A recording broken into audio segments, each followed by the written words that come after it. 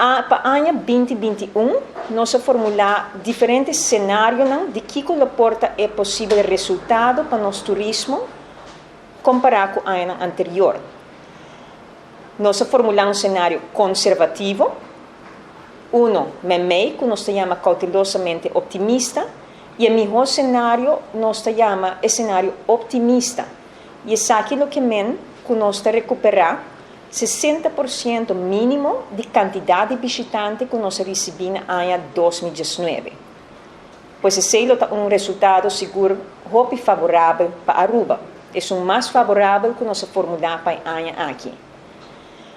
Com o resultado de abril, nós mira uma tendência forte para o que trata recuperação de nosso turismo. Com análise assim, incluindo capacidade de assento aéreo, grado de ocupação de nos vuelos, feedback de diferentes sócios, nós podemos também que luna de maio e junho, lo seguirá também luna relativamente forte para nosso turismo. Depois de fazer quartal 1, nós podemos para quartal 2, nós mira uma continuação favorável para o que trata nossa recuperação turística. Nós por deduzir que nós estamos esperando entre 62% e 73% mais turistas em quartal 2 de ano aqui, comparado com o quartal 1.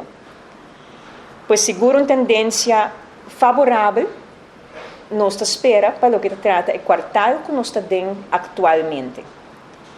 E fora de ser, claro, nós acaba medindo diferentes desenvolvimentos para o que trata restante de ano, mirando que pronto nós está será a primeira metade de ano e nós podemos ter uma vista também de viagem de que nós podemos esperar para a seguinte luna.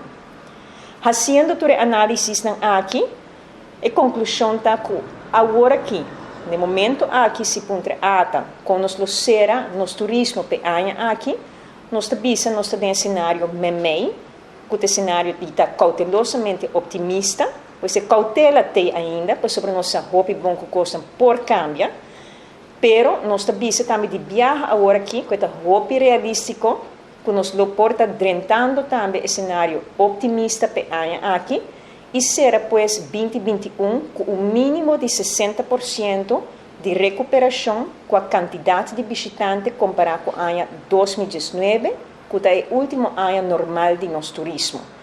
Pois nos porta movendo para o cenário que é o mais favorável para Aruba. Segura condicionam tem e projecionam indicar isso aqui também.